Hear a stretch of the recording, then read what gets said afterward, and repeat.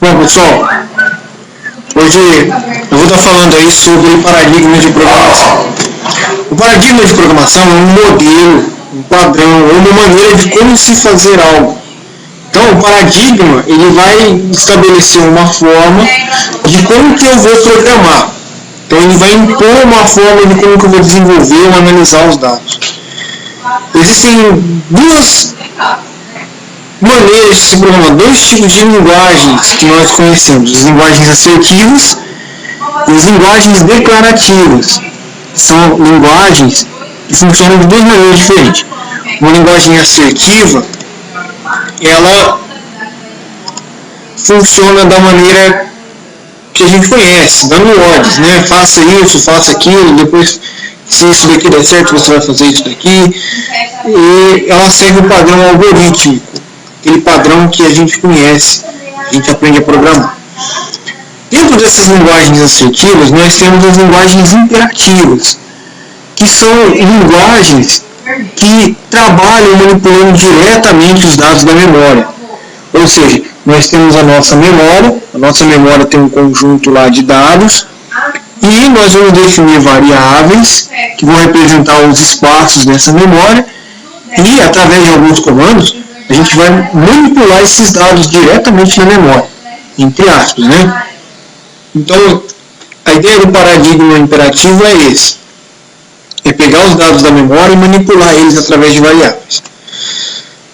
Funciona assim. A gente entra com os dados, o nosso programa vai processar isso, através de comando de atribuição e controle, e o estado desse programa vai ser alterado e ele vai me dar uma saída. Só. Para variáveis, a gente define tipos de dados, ou seja, para facilitar a vida de todo mundo, né, para não misturar cachorro com gato e vaca com ovelha, foi separado alguns tipos de dados. Os tipos, precisamente, da matemática, que a gente conhece, os números reais, os números inteiros, os números complexos, inteiro, flutuante, duplo, caractere, entre aspas, entre etc. Não?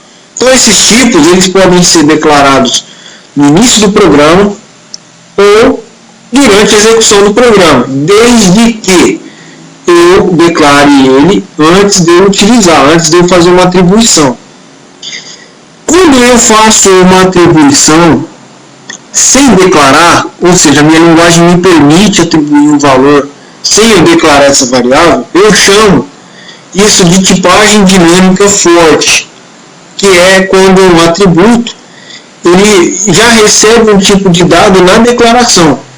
Então, uma variável y ela pode receber um número inteiro no começo e logo abaixo no programa ela pode receber um número flutuante ou uma string.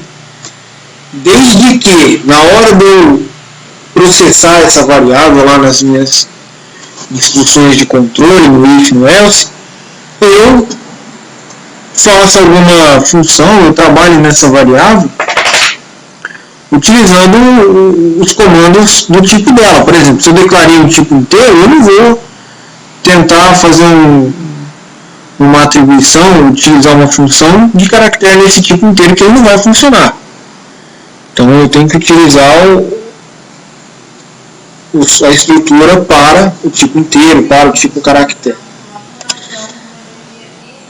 Para trabalhar nas variáveis, a gente tem os comandos de atribuição, né, que é o igual, que é o 2 ponto igual do Pascal, a setinha para trás aqui, que é o que determina o valor que uma variável vai receber.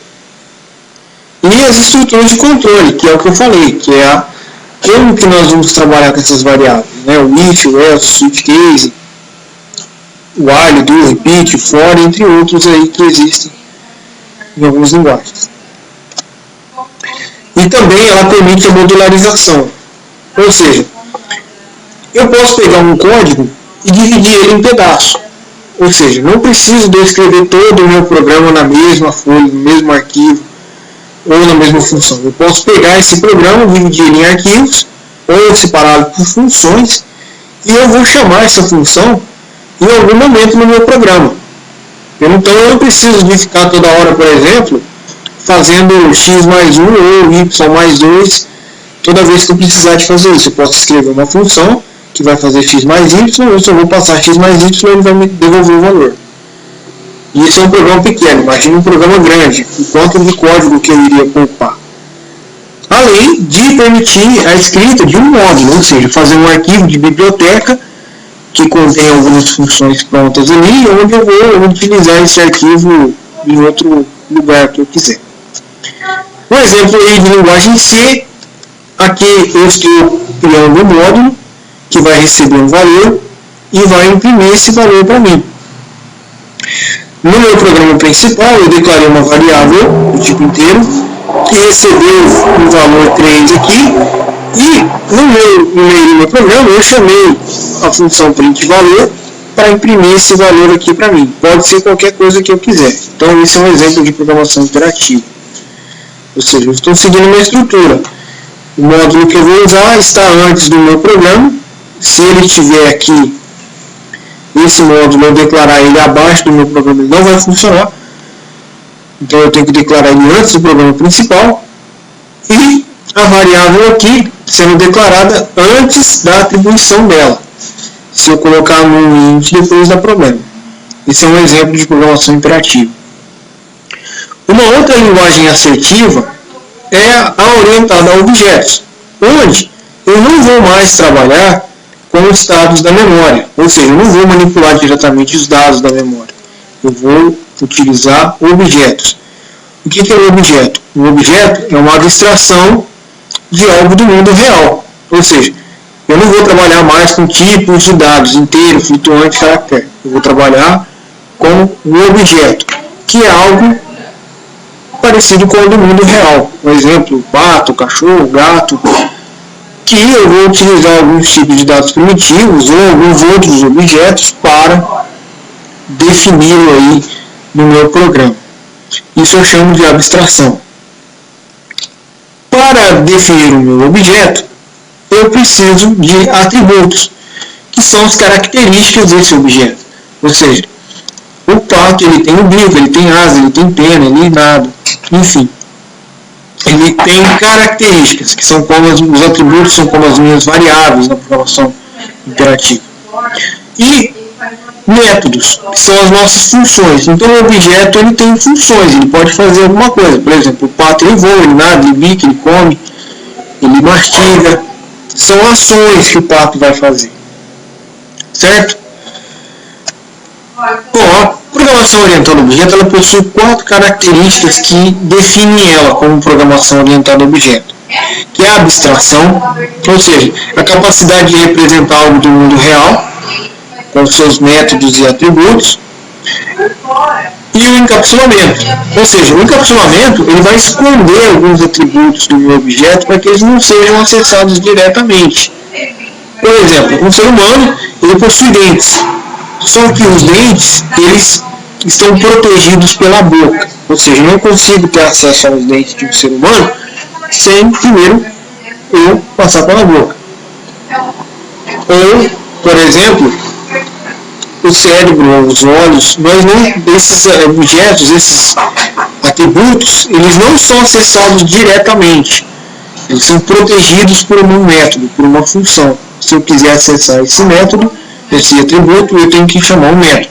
Por exemplo, a televisão. A gente liga a televisão, a gente apertou o botãozinho de ligar a televisão, ali os atributos que vai fazer a televisão funcionar não vão estar visíveis para a gente. A única coisa que vai estar visível é um botãozinho de ligar, que vai funcionar como liga e desliga, e quando eu apertar esse botão ele vai acionar um método, ele vai acionar uma estrutura lá que vai fazer a televisão funcionar, esse encapsulamento. E herança e polifonismo. A herança ela permite que eu herde alguns métodos de outro objeto. Por exemplo, o objeto pai ele tem algumas características e ele vai passar essas características para o filho. Exemplo aí do filho que recebe algumas características físicas do pai, algumas habilidades do pai. Isso chamamos de herança. E o polifonismo é quando o filho ele faz a mesma coisa que o pai faz, só que de maneira diferente. Ou seja, eu posso trabalhar como meu pai trabalhava, na mesma profissão, só que de uma forma diferente. Quando meu pai trabalhava, ele usava um jeito e eu trabalho de outro jeito. Isso é orientação objeto. Um exemplo aí é a classe ser vivo, que eu defini aqui, com os atributos privados aqui, vigor e altura, e métodos, comer, andar e beber. Então, esse é um ser vivo, é a representação de um ser vivo que eu acho que é assim. Eu determinei assim. E um exemplo de herança é a classe Saiyajin. Quem já assistiu Dragon Ball Z. Então, o Saiyajin tem poder, tem nível, e ele pode mudar de nível e pode dar um poder em um ser vivo, que pode ser um Saiyajin também, outro Saiyajin. Então, quando ele dá um poder em outro ser vivo, esse ser vivo perde um pouquinho de vigor aqui. E o Saiyajin pode voar, o ser vivo não. Então aqui eu alterei aqui com uma override o método anda do ser vivo para que o Saiyajin possa voar. Não sei como faz isso, é um exemplo mais simples de se ver. Na próxima etapa aí a gente vai falar sobre as linguagens declarativas, do paradigma funcional e do paradigma lógico. Eu espero ter esclarecido as dúvidas de alguém aí. Até mais.